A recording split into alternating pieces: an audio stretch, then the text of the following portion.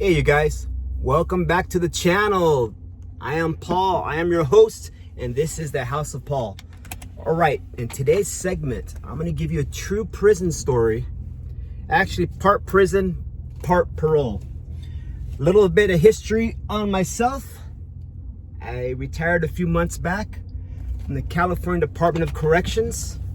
I worked for the department for over 25 years. I did 5 years in the prison as a correctional officer, and the last 20 years as a parole agent. Okay, and the last 5 of those 20 years, I supervised sex offenders. So that's what we're going to talk about today. Okay, I had a parolee of mine. He was a registered sex offender. He gets out on a Thursday. Now, by law, he needs to report to his parole officer within 24 hours. So pretty much the next business day. And this is so he could sign his parole conditions and have an ankle monitor attached to him. Because while on parole, registered sex offenders are mandated to have a GPS device. Well, this guy never shows up. When he got released from prison, he was a direct placement, which means he goes from prison right to a residential program. So his housing is covered. How nice is that? I wish my housing was covered. But anyhow, he goes right to a program.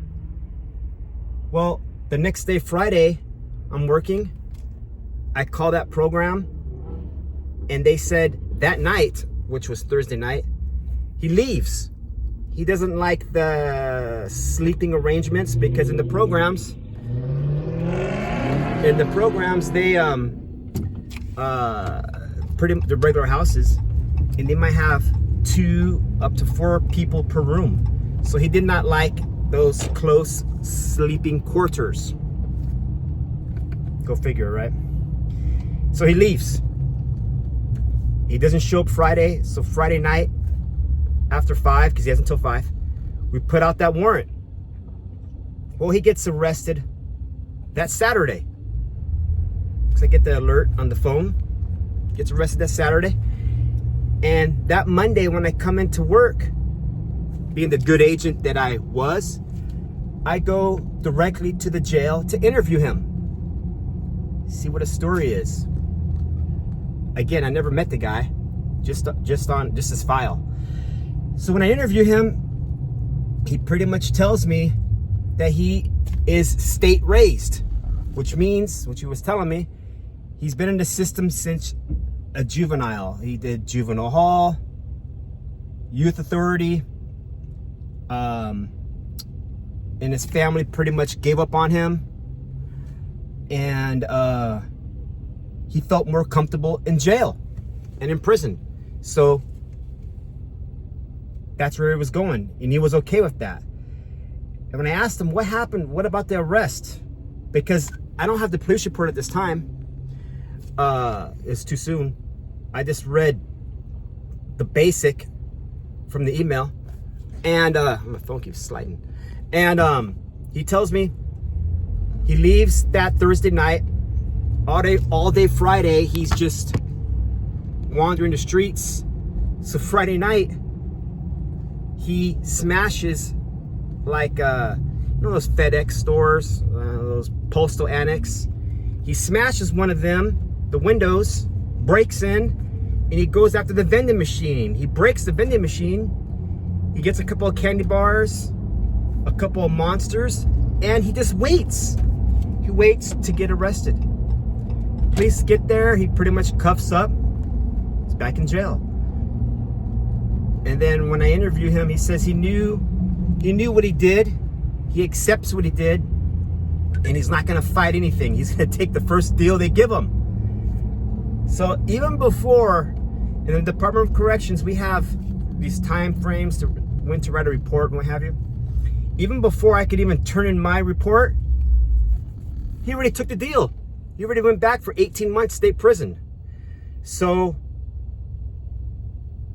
the story is some people cannot be helped. Some don't want to be helped. And some inmates, parolees, are 1,000% content with being in state prison. Now let's think about it. It's been many years since I worked in prison, but let's think about the facts. Facts are, you get 3 meals a day, guaranteed, state meals. You get your clothes washed for you. You don't have to do any dishes. You don't have to do any shopping, and you don't have to pay any bills. You get to hang out with a bunch of other guys. That's what you like. A bunch of other guys, and you get to play card games all day long. You could watch TV until your eyes bleed. You could work out. Now, speaking of working out, they did away with the weights in 1997. Because I got hired in 1998 and they had pulled all the weights. So the weight pile ended in 1997. But the inmates can still work out. They got bar work. They can do pull-ups, push-ups, dips, and they make their own weights with weighted bags, cartons, what have you. So again, and also what they have to do, to occupy their time in prison, they got schooling, they could go to church, they could walk the track, and they have little jobs. And some of the jobs are a porter. They sweep around the housing unit. Some of them have work crews. They go outside, rake rocks, pull weeds. Some of the guys, if they're lucky, especially the indigent that have no money coming in, if they're able to work the kitchen. Now you're thinking, why is that?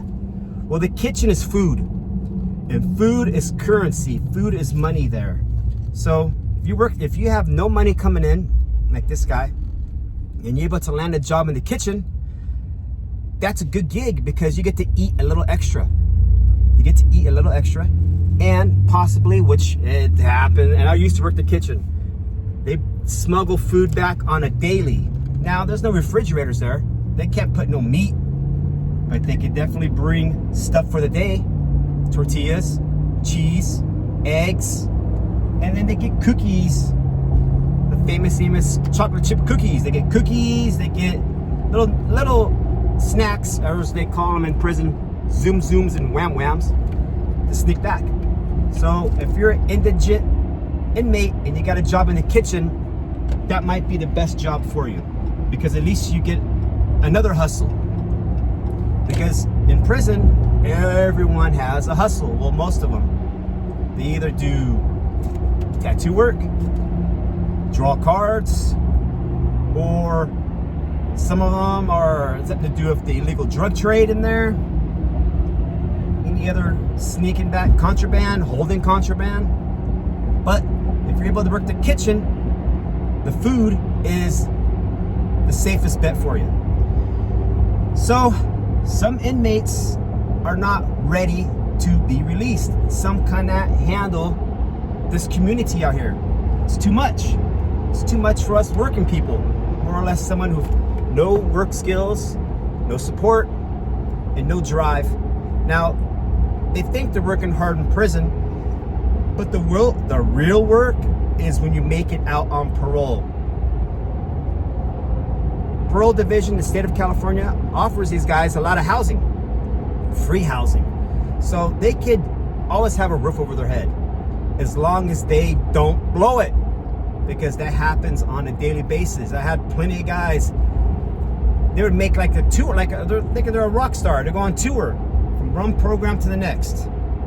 And a lot of these guys, when I would take them there, it'd be like a little reunion, because they know each other from prison, from parole, from the parole lobby, from some of the classes that we had. So it is what it is.